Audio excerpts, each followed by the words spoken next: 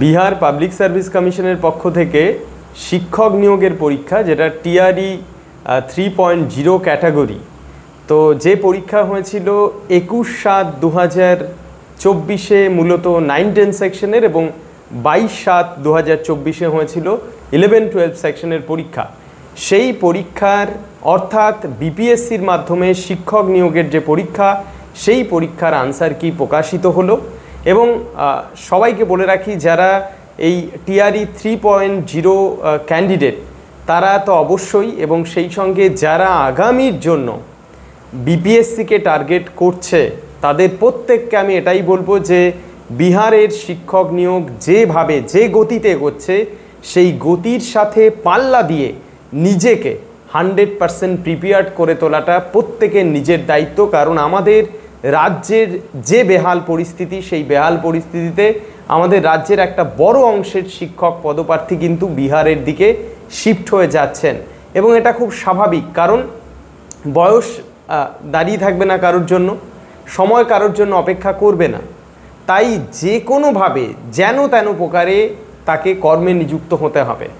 যেখানে আমাদের প্রতিবেশী রাজ্য, খুব কাছের প্রতিবেশী রাজ্যে এত ভালো একটি স্কোপ তৈরি হয়েছে, যে স্কোপের ইতিমধ্যেই যে স্কোপটাকে কাজে লাগিয়ে আমাদের রাজ্যের একটা বড় অংশের শিক্ষক পদপ্রার্থী ইতিমধ্যেই বিহারে সেটেল হয়ে গেছেন।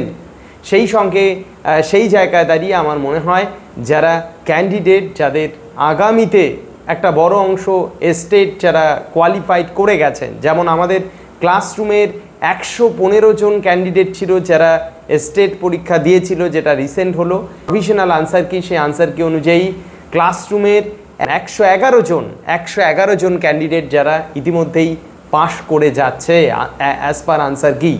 তো তাদেরকে তো অবশ্যই বলবো, সেই সঙ্গে একটা বড় অংশের ক্যান্ডিডেট যারা আমাদের ইউটিউবের সাবস্ক্রাইবার, তাদের সবাইকে বলবো যে যারা স্টেট কোয়ালিফাইড এবং আগামীতে যে নোটিফিকেশন হতে চলেছে, প্রচুর সংখ্যক শিক্ষক নিয়োগের যে সম্ভাবনা তৈরি হয়েছে বিহারে, সেই সম্ভাবনাটাকে কাজে লাগিয়ে আজকের এই মুহূর্ত থেকে প্রত্যেকের লেগে পড়তে হবে।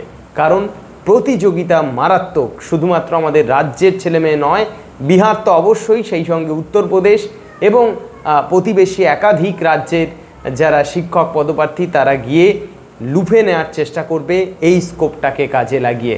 তাই অবশ্যই নিজের প্রস্তুতির যেন কোনো খামতি না থাকে, সেইভাবে প্রত্যেকে প্রিপেয়ার্ড হতে শুরু করো, সেইটুকুই আমি আমাদের ক্লাসরুমের পক্ষ থেকে বলবো, যাতে করে নিজের প্রতি কখনো নিজের দোষারোপ না করতে হয় যে আমি একটু চেষ্টা করলেই হয়তো পারতাম বিহারে সেটেল হয়ে যেতে। এবং এত ভালো পরীক্ষা যেটা বিপিএসসি নিজে নিয়োগ করছে, অর্থাৎ পুরো গভর্নমেন্ট সার্ভিস, তো সেই জায়গায় দাঁড়িয়ে এই পুরো স্কোপটাকে কাজে লাগানোর জন্য প্রত্যেকের আদা জল খেয়ে লেগে পড়া উচিত।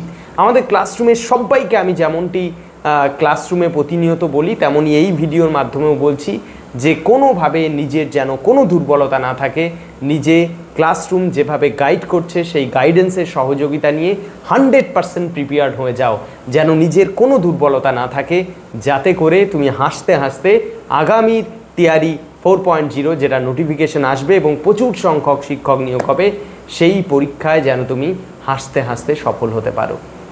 তো আজকের এই ভিডিও শুধুমাত্র এই জন্যই ছিল যে এই বিশেষ বার্তা দেওয়ার জন্য, এবং সেই সঙ্গে যারা টিআরই 3.0 ক্যান্ডিডেট তারা অবশ্যই আনসার কি মিলিয়ে নিতে পারো। এবং আমাদের টেলিগ্রাম চ্যানেল, যেটা জিও টিউটোরিয়াল ক্লাসরুমের যে টেলিগ্রাম চ্যানেল রয়েছে, সেখানে ইতিমধ্যে আমরা এটাকে প্রকাশ করেছি, অর্থাৎ কোশ্চেন বুকলেটের সঙ্গে প্রভিশনাল আনসার কি যেটা পাবলিশড হয়েছে সেটাকে আমরা ওখানে দিয়ে দিয়েছি। আমাদের টেলিগ্রাম গ্রুপ থেকে এটা ডাউনলোড করে নিয়ে নেওয়া যেতে পারে।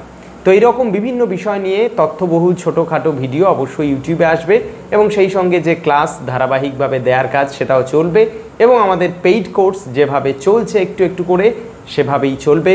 আমাদের মূল লক্ষ্য সর্বাধিক সফলতা। আজকের এই ভিডিও এই পর্যন্তই, দেখা হচ্ছে পরবর্তী কোনো ভিডিওতে। টাটা।